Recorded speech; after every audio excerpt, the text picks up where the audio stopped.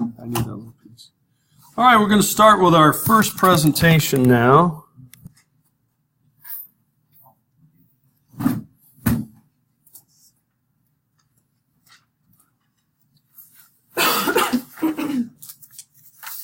Okay, anytime you're ready. All right. I decided to do my research paper on the Grecian aesthetics, ancient Greece. So, the research I found for the Grecian definition of the word aesthetics is a sense of beauty and awe before certain natural and artistic forms which lack a rational explanation, but is a source of great pleasure, and it seems to point to values and truths that transcend to the human mind. And it's a sensory experience that brings the feelings of beauty and awe. So, okay. I wasn't supposed to... When I exported it to a PowerPoint, I didn't know I was going to do this to the words, I mean. To this. It wasn't like that. It wasn't like that before. All right. So, the aesthetic period is mostly covered from Plato to Augustine and addresses the topics of beauty, arts, and the theories of literary genres and styles. So the classical period, the two prominent philosophers during the time was Plato and Aristotle, and they were the ones who came about, and they represented an important stage in this history of aesthetics. So there's three major philosophical schools during the Hellenistic period: the Epicureans, the Stoics, and the Skeptics, and they would present counter-arguments and develop distinct stances. Also, there was the emergence of Neoplatonism, which marked another prominent point in the aesthetic tradition. The Neoplatonists were self-proclaimed followers of Plato, but they started with the founder of the school, Plotinus, and they advocated for many distinctly original views, some of them which were in aesthetics that proved to be influential. These are some photos I found in my research. This one is of the Greek gods battling the Titans.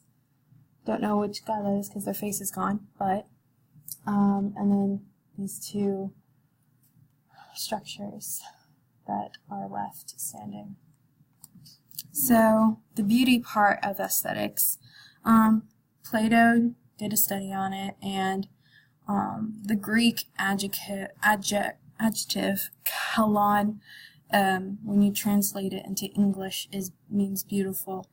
So, but when Plato's talking about that word, it doesn't always mean that exactly, I think. And then another thing I found was this story called Hippias Major, and a lot of historians have agreed that Plato was the one that wrote it. For a long time they thought it was just like some long monologue, but it is central to Platonic aesthetics. It follows Socrates and Sophist Hippias through a sequence of attempts to define kalam, or beauty. So at the end of it, it's not very conclusive, so it really reflects on the view of the beauty found in these other dialogues, and the beauty behaves as canonical Platonic forms do, and it's not just any kind of form, but the characters, they appeal to the artworks as examples of beautiful things, but don't treat them as those central concepts. I went to high school with a lot of sophist hippies. But that's the end.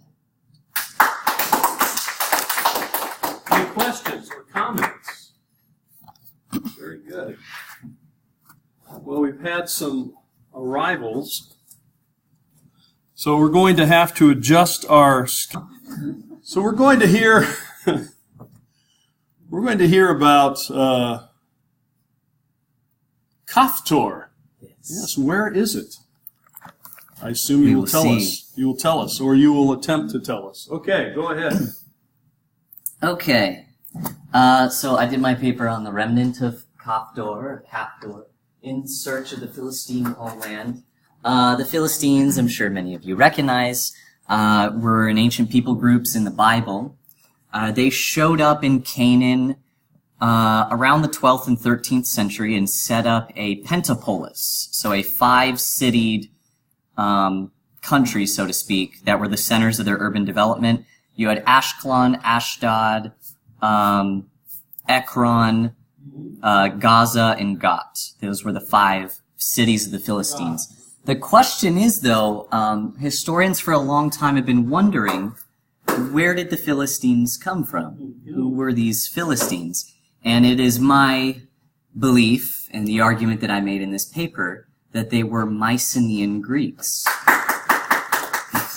who immigrated from the Greek mainland in the Aegean Islands surrounding there, mainly Crete, and ended up landing in Canaan after first stopping in Cyprus, Anatolia, having a big run-in and battle with Ramses III in Egypt. They ended up landing in Canaan.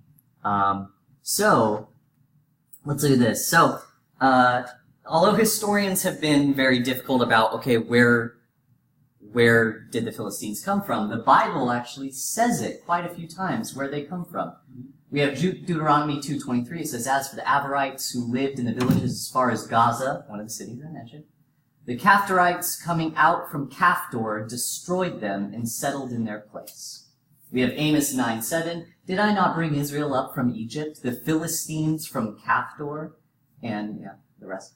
Jeremiah 47:4. "The Lord is about to destroy the Philistines, the remnant from the coasts of Caphtor."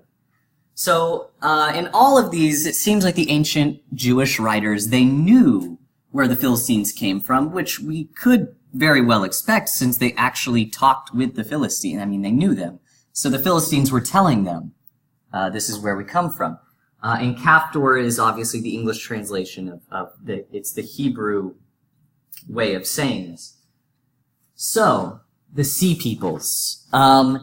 So one of the explanations that's been set forth for this Caphtorite idea, one of the things that happens is, in the 12th century, when the Philistines show up in Canaan at the end of the century, during the same time, we have in 1207 and in 1180 BC, we have these Sea Peoples who all of a sudden attack Egypt.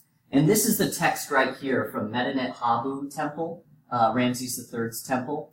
It says, "The countries, the northerners and their isles were disturbed, taken away in the fray at one time. Not one stood before their hands. From Keta, Kode, Carchemish, Arvad, Alashia, they were wasted. They came with fire prepared before them forward to Egypt. Their main support was the Peliset," which is this is where we think, this is the tribe that the Philistines likely came from. This is the Egyptian rendering of Philistine. The Jeker, Shekelesh, Denyin, and Weshesh. These lands were united, and they laid their hands upon the land as far as the circle of the earth. Their hearts were confident, full of their plans. The Sea Peoples are very enigmatic, and people have been trying to explain where did the Sea Peoples come from for a long time. We thought, some scholars have argued they came from Sardinia, and kind of the Italian coast. Others have argued my thesis, that they came from the Mycenaean Aegean. And others have argued that they were more of an internal a result of the crisis of the 12th century. So during this time period, when this all happened, we talked about in this class how the Mycenaean civilization, it crashed. It just completely disappears by 1250 BC. And interestingly enough, the Mycenaeans were not the only culture that crashed and just disappeared at this time period.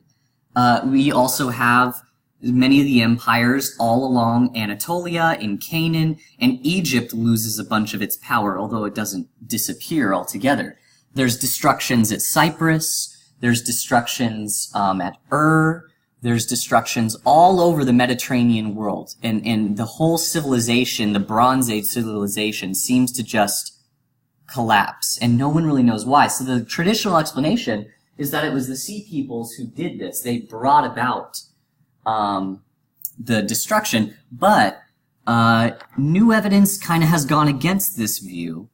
And this is a good thing for the Philistine argument, because new evidence is saying that the Sea Peoples were likely more of a result of the 12th century collapse. So because these economies fell and these strong central palaces were not able to control the massive economy that was spread over the Mediterranean, these people could be seen as like pirate tribes who kind of take over parts of the Mediterranean and start raiding coastline. Filling in the gap that was left there. Johnny Depp. Yeah, Johnny Depp, yeah. So, this is interesting. So, that's the idea of what's going on in the 12th century, during this time period, all that. Keftiu, Kaftor, Kaftarim, is another way of rendering it. In exploring this, I did some kind of looking into, what could Kaftarim, just looking linguistically at the word, what could it be referring to? And one thing that's really interesting is Kaftarim has been made synonymous with the Egyptian word Keftiu. Keftiu has been used in contexts from the 18th century all the way to about the 14th, 13th century in Egypt. And it's likely that it referred to the Minoans, the civilization on Crete that we talked about before. And you can see that here. These people are from Keftiu, and they're carrying, they have this dress that's very Minoan. They have these pottery and vases that look very Minoan, crypto-Minoan kind of idea. And this is the way it's referred to. The Egyptians saw the Mediterranean world as what they called the Great Ring, and it starts in Egypt, and then it goes up, and they have, here, one sec, I have it written down, the exact, somewhere in here.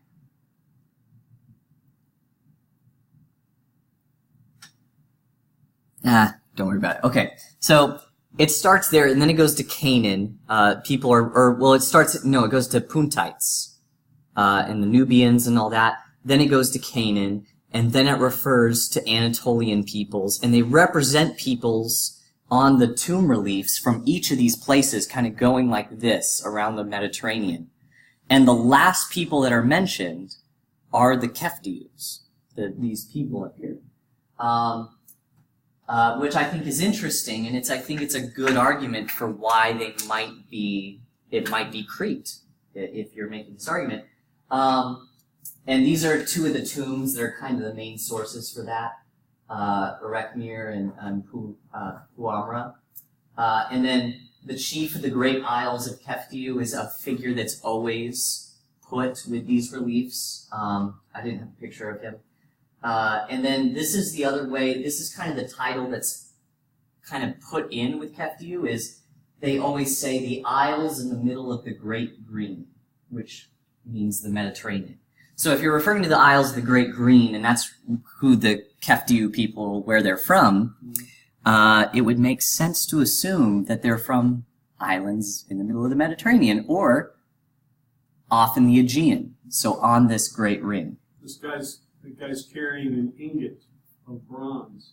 Ooh. A thing that's sort of shaped like a pillow? Yeah, that's what it is. Huh. It's interesting. Must be offerings they're bringing. Yes, yeah, that's how, on both these tombs, that's what it's depicting, is I got offerings from these people, these people, these people, and it goes like that around this circle. Okay, so the crisis of the 12th century. So we have a Mycenaean civilization. Obviously, they replaced the Minoan civilization about the same time, interestingly enough, that Keftiu stops being used in Egyptian sources, which would maybe explain why when the Sea Peoples attacked Egypt, they didn't refer to the Keftiu in that. They're saying the Peliset.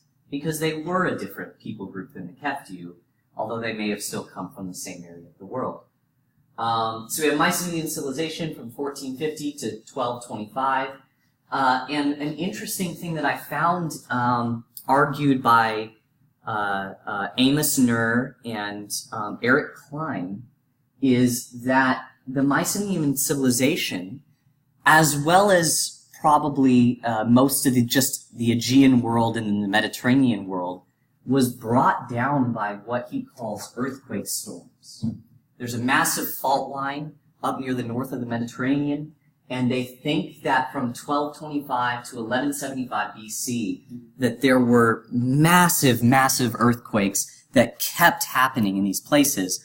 And in my paper, I go through some of the different cities that show destruction layers from earthquakes. Like we have evidence that a wall fell, and under the wall, when they excavated it, they found like an older woman's body just crushed by the wall.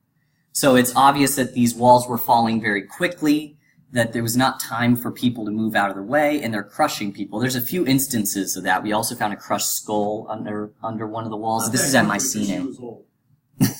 Might have been. She's just on the walker. So yeah, so this is at Mycenae, Tiryns, some of the different places we mentioned in class that were big cities in Mycenae. The other thing is economic collapse. The Mediterranean world at this time was, we could say, globalized, in the sense that there's evidence that it was everything was highly interdependent on each other, all these different civilizations. Trade was the most important part of their, international trade, you could say, as the most important part of their economy, at this time in order to keep it sustained. And when things like famine, right here, happen, which there's evidence of, some famine in the Mediterranean areas, and earthquake storms and stuff like that come in, economic collapse is very likely and possible, and we think that that's part of what happened to the Mediterranean world at this time. Okay. So, the actual migration in settlement. In the paper, I tried to do, because at this point, after everything I've talked about, there's really not hard evidence of anything else we can say specifically until the Pentapolis is established. And then we can look at the archaeological record and see, okay, what's going on. One of the interesting things is, though, that I found is that in Cyprus, about 75 years leading up to this establishment of the Pentapolis, we have Mycenaean 3C1B pottery, freestanding hearths, and a Mycenaean-style loom weights, Aegean-style loom weights, which appear in Cyprus all of a sudden. And Mycenaean 3C1B pottery is a Philistine pottery. It's been identified in all 5 of these cities, and is associated with the Philistines, with who they are. And all these things, they appear here in these cities, but then 75 years prior, they're appearing in Cyprus. So, my argument is that when these earthquake storms and economic collapse was happening, the Mycenaeans were highly connected with the rest of the world, so they began to not so much colonize and settle, but they were refugees, fleeing off into the lands where they knew that there was economic prosperity because they've had hundreds of years of trading with them. So they flew to Anatolia, they flew to Cyprus. Cyprus has more evidence than Anatolia of this, but it's very likely that they could have gone to Anatolia as well. Cyprus just was more stable through this whole period, so that's why we're able to find more. And then during this time, my argument is, and looking at Aaron Mayer's argument, that the Sea Peoples were likely pirates in this sense, like I mentioned before, that the Peliset, that these different kind of tribal groups coming from the Aegean filled in the gaps. I mean, they were already maritime traders, talented seamen. It's very possible that in times of desperation, they turned to piracy, and tried to kind of establish themselves in this new world. And that's where I argue they attack Egypt, and when they're actually pushed out of Egypt, they're pushed north, they end up, this place was occupied by Egypt at this time, but if they were pushed out of Egypt and then were just able to take down and kind of fight off the Egyptian presence in this area, which would have been weaker at this time, it's likely that's why they would have settled there. And that it would have been settlements with Canaan groups who maybe helped them fight off the Egyptian rule.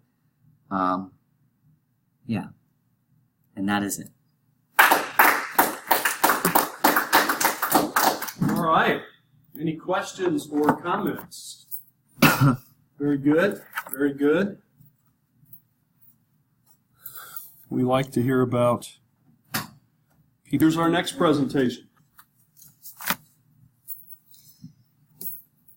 Well, the idea here is that music was incorporated in various aspects of Greek life.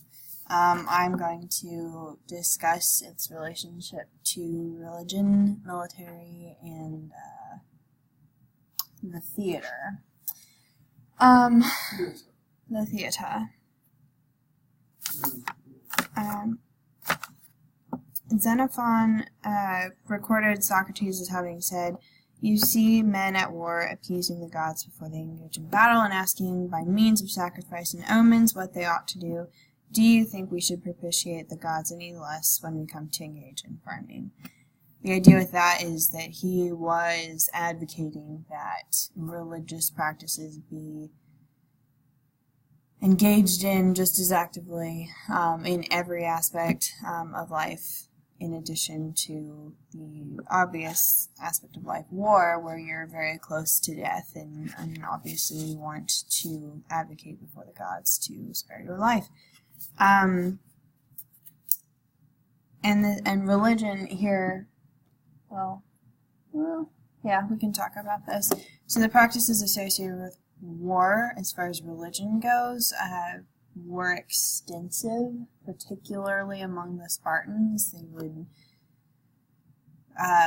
They would sacrifice and pray before even deciding to go to war. And then the king, there were two kings, right? The king that was actually going to lead the army out would go to his house, bring fellow, soldiers, his officers, over to his house, sacrifice, pray some more, and then if the omens were good there, then they would go to the border of their land, do the exact same thing. If the omens were good there, then they would lead the armies out. Take a big pit, throw guy. Sure. This is sport. Yes. And before crossing every body of water, they would sacrifice. They would actually take a herd of sheep, goats, livestock, along with them, just for the sake of sacrificing, before they decided to do anything significant, build a fort, cross a river. They would sacrifice. And this is actually really fascinating because the idea of water flowing and blood flowing, so they would actually, there was a specific way they would sacrifice the animal. They'd cut the throat, allow the blood to flow out, symbolizing, well, it's flowing, the water's flowing, there's symbolism there. People get into death? It's cool. It's cool. Anyway, so religion played a huge role in the actual practice of war. And then, of course, music played into festivals. You had, the Festival of Dionysus. It went on for days, and people would be playing instruments and going to the theater, and music had a role in theater. So you see music. It's pretty prevalent in religion. Of course, I think I said that all right. Religion played a significant role in the,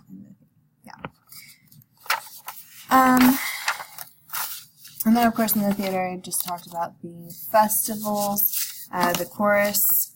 Of course, they didn't, that was music in the theater. And then, of course, the whole word music comes from the muses, which were the arts and the muse, or the muse for the theater. So then here, of course, music played a significant role in the theater. And then this is cool. We're going to go back to the military for a moment. The triremes, of course, we've studied the Athenian navy. They became quite accomplished with their naval skills. That was, what's the number? I want to say 180. 170, about 170 rowers rowing at one time in synchronization. How do you do that if not for music? You keep a beat and it keeps them on track. So they would have a flutist on board a trireme to keep everyone in time. So they would be playing and a rapper, yes. A flutist and a rapper. And they would keep in time that way. And this would go consistently. They would have a musician playing the entire time they were rowing. What made it possible was that the triremes, they were battering rams. They weren't meant for like long voyages, so they would ground their ships at night, giving the musician a break, as well as the warriors. And then again here, going back to war and ritual, the role of religion integrating with war. Again, I kind of already talked about that. They would sacrifice and seek the gods' blessing before they made any significant decision in war. Military movement. So that's kind of the extent of what I was talking about in my paper. The point was everything is very integrated. Religion, music, theater, politics. I didn't talk about politics specifically, but like obviously the theater was very political. It's also very religious, very musical. And then the military was very religious, musical. It's just all very integrated, and it's very interesting to observe the incorporations. Okay, thank you. Any questions? That was a rousing applause. Very stilted. Yeah, the best part about it is they came up with that play about the cats during the Greek period. Talk about Archimedes, and I assume we might mention his principal. Or maybe the vice principal. Okay, let's go. So I took a look at Archimedes, a mathematician, and not a whole lot is known about his life. I'm probably not going to talk about what food you like to eat because we don't really know.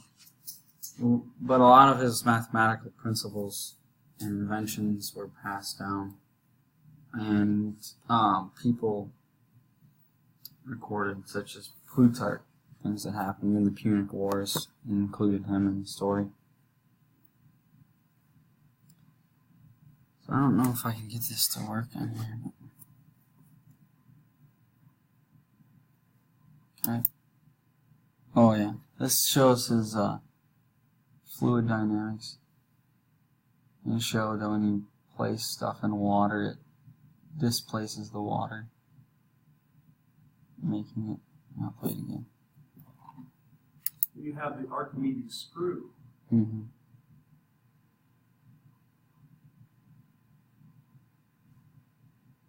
He's doing that with mirrors and magnets.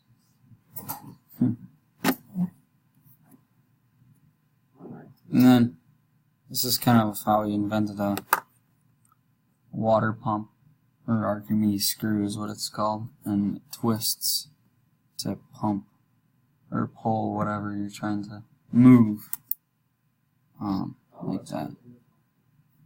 So I see saw how it one of moves it up those. like that. First time I'd ever gone to Orlando. They got that place where they try to sell you all that Disney stuff. There too. This was, they say it's a spring. I didn't see any spring here. Yeah. It's the water's brown. I don't recommend it, but I know you guys probably like it. But anyway, they did have a fake Archimedes screw. at the Disney Spring. Okay. I think it was fake. But, I suppose, I don't know what they were trying to do. I suppose trying to pretend they're teaching kids science. Okay, go ahead. Yeah. With a fake Archimedes screw. Yeah, so laws of hydrostatic displacement. He also invented a lot of calculus, which is pretty astounding for the time that he lived in. He's considered one of the fathers of mathematics. So you know who to blame. This is one of my favorite inventions. What I looked at in my paper was how the environment Archimedes' time influenced what he would invent. And from what the research, he was a high-minded mathematical thinker, and he thought that engineering was petty and low. But he did invent some very memorable war inventions, and I attributed it to out of necessity. They were getting attacked. He lived in Syracuse, island of Greece. The city, actually, not the island. And they were getting invaded by the Romans. So he invented this contraption that would take the light from the sun and, as you can see, would take these big mirrors and reflect the sun onto the ships in a concentrated beam of light, and it would light the ships on fire. Much like what you guys did to ants. Basically, it's just a big magnifying glass with a mirror. So cruel. See how it all comes back to violence. That's all I'm saying. Yeah. A parabolic mirror. Pretty much. So he invented that weapon. And then he had another weapon that was called Archimedes' claw. I don't have a picture of this one. I'll just explain it. So, like, they had a claw underneath the water, and when the ship would go over the top of it, they would release it, and it would grab the ship, and then people would pull a rope, and it would, like, pull the ship, like, underwater. So, yeah, he invented that, too. Lots of death and destruction. Mm-hmm. More death, more destruction. And violence. But it wasn't all just that. A lot of his mathematics are not in works that specifically from him, but are attributed to him. So, in the 1st century AD, there's writings that have Archimedes' principles in them. So that's kind of how we know where they come from. So he had some principles like, let me explain this. So he used Pythagoras' theorem here of the triangle to figure out like what a half circle would be, the area compared to the half circle.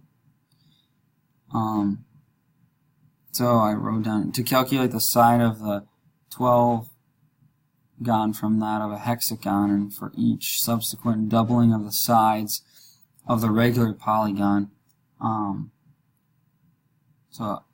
As proven by Archimedes, the area of the parabola segment in the upper figure is equal to 4/5 that of the inscribed triangle in the lower figure. So here he figured out that this is equal to 4/5.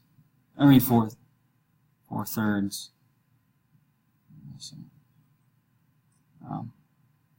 If you understand mathematics, it's kind of challenging for me, but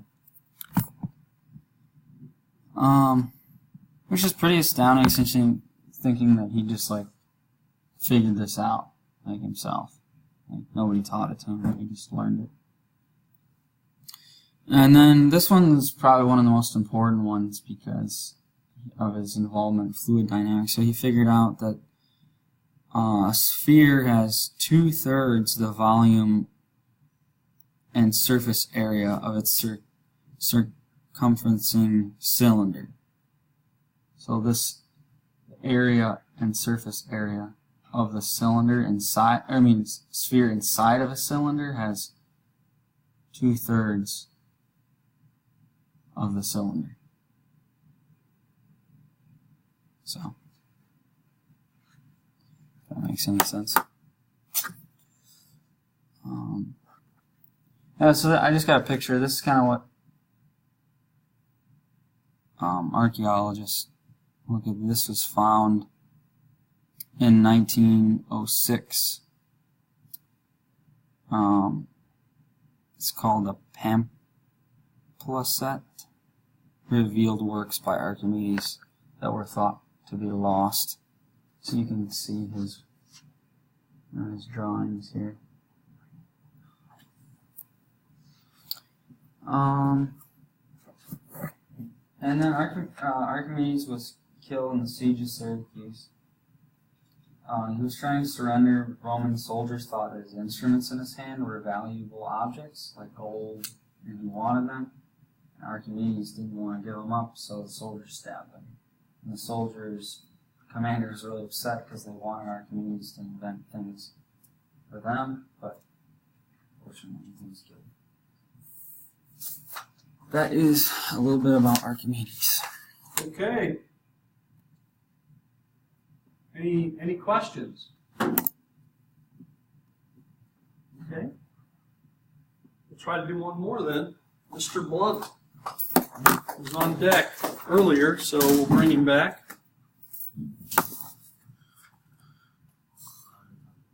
All right, our next presentation about Persia. My paper was centered on the Persians and their invasion of Greece. So let's take a look. The Persian Empire stretched from west of Ionia to West Africa, so they had a very large empire, and and they were pretty much the world superpower at the time on the world stage. And here we got some Persian cats right here. Thought you would like that, I Lionel? like that. Yeah, and they had over, I think it was. And I like the cats on the shield too. Yeah. Those are Persian cats. Then Persian We got cats. cats on the shield. Yeah. It was over 42 billion citizens in their Persian Empire. It's pretty large. It's very large. Okay, so the conflict with Greece began between the two when the Persians conquered Ionia, which is in it's in the Aegean, Western Turkey. Yes, and the Greeks, it was like a Greek colony. Some people living in that area were Greek, but on the Greek mainland of Athens, they were like a big influence in the area. So they were like, hey, you guys don't have to listen to these Persians. We started on these ideals called democracy, and Persians had satraps in the area taking over, and so they stood up and rebelled against the Persian rule in the area. And this is back what I was saying about the Athenians, self-government, democracy, and they had great trade relations with Ionians in the area, and so they communicated a lot back and forth in that area. And this is where the problem with the Athens and Persia really arose, because Persia's like, this is our sea because we control like all the area around it. Who is this little city-state coming up challenging our authority? So so this is where it pretty much began right here in Ionia. So you see how big the Persian Empire was. Really, really big. Really big. So it's like some of the wars that took place between Persia. This is, I think, all the way up to the second one with Xerxes. We see here. So, yeah. Okay, so Darius the first Darius. He invaded Persia. Not Persia, sorry. Invaded Greece, the mainland around, I can't remember what city it was. I said it in my paper, but he came towards the coast of Athens, and he marched to the city and he took control of it. So the Athenians had to retreat out the city and go regroup, but they tried to, they gained help from other, Greek city-states in the area, Sparta and all these other people. So, so Darius wanted to not only, take back control of Ionia, but, entrol more of the west, to enlarge largest empire. And, yeah. So one of the major battles I talked about was the Battle of Marathon, happened on September 2nd, 490 BC. And this where the Greek forces combined with a lot of hoplites and battle to, fight off the Persian invasion. And in my conclusion that, oh wait, that's wrong. Hold on. Alright. The Greeks, they won for now, but they defeated the Persians because in the battle, the Persians, they were able to take out the middle of the formation of the Greeks, but the two right wings, the left and right wing of the Athenian and the other Greeks, helped to funnel in the Persians, and they were surrounded on both sides. Even with their superior numbers, they couldn't really retreat or go anywhere because they were trapped by the sea.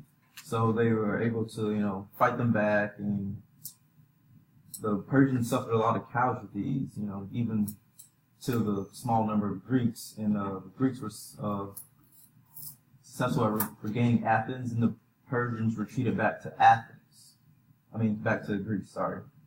And the Persians, they still were kind of salty about what happened, so under Xerxes, they, ended up coming back and invading Greece for 80. And my conclusion was in my paper that influence was everything during the time. Whoever controlled the, seas and all the trade really controlled the ancient world. And whoever had the largest influence power, the Persians, they had the largest influence power in the time, were the superpower. But, these ideals of democracy and having people with power, instead of a big emperor or, having satraps in charge of the area. And yeah, that's it. Any questions? Questions? All right. Thank you. We will we'll continue on with our papers on Friday. Remember, on Friday, we'll attempt to finish them up then. So until then, I guess we will see you later.